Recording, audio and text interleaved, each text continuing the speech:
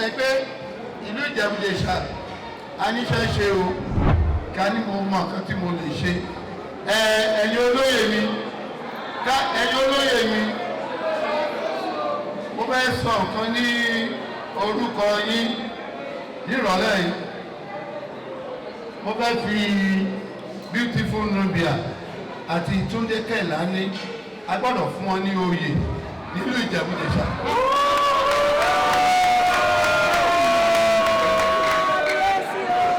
àṣẹ́gun o ti dé fìlà ẹ̀ ó ti kọjú sí mi ó dẹ̀ ní kọ́ ìsìn fún láláyé. Beautiful Nubia, for the first time in the history of your movement, in your youth, where you have been to in several places, that you are well known, I will be the first person to give you a chieftaincy title. Is it acceptable? Dọ̀bálẹ̀. Oyè Ajẹ́bùmọ́rí. Mo ń ṣe eléyìí. Bàbá Túndé Kèlání. Lórí kan mo sọ pé ẹni máa gboyè. Dọ̀bálẹ̀. Wọ́n máa yẹ ìka. Mainframe. You are an elderly person. Inú mi dùn pé o pọ́n mi lé. Ọlọ́run dẹ̀ kẹ́yìn náà ní. Kábíyèsí ẹ̀yin ìyá wa ẹ̀yin olóyè gbogbo Ìjẹ̀bú-Jẹ̀ṣà òkì yín o kábíyèsí ẹ̀pọ̀n wa lè lọ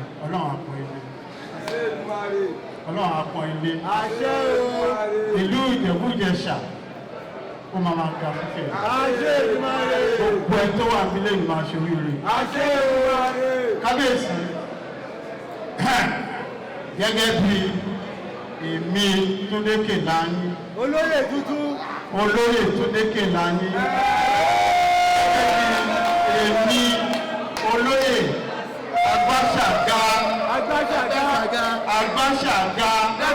Ìjẹ̀bú-Jẹ̀ṣà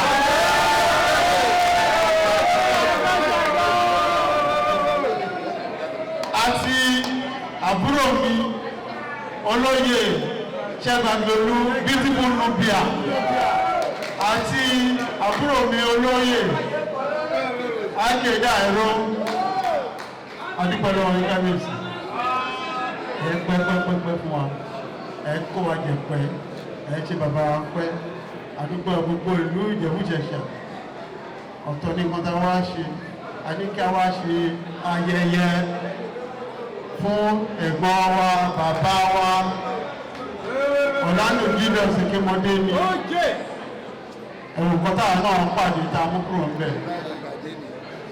adúpẹ́ lọ́dọ̀ náà a máa ṣe oríire náà oyè náà lágbára náà ẹbí pọ́n wa lé ní adúpẹ́ lọ́wọ́ yìí adúpẹ́ lọ́wọ́ Ìjẹ̀bú-Jẹ̀ṣà adúpẹ́ ìṣẹ̀hùn kábíyèsí.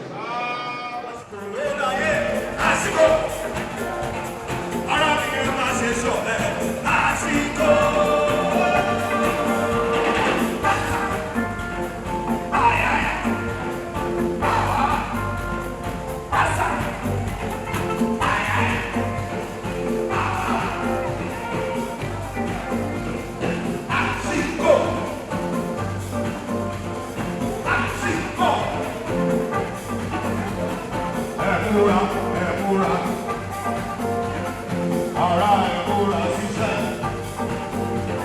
Àsìkò ló láyé, àsìkò, ọ̀rọ̀ mi ẹ máa ṣe sọ̀rọ̀, àsìkò.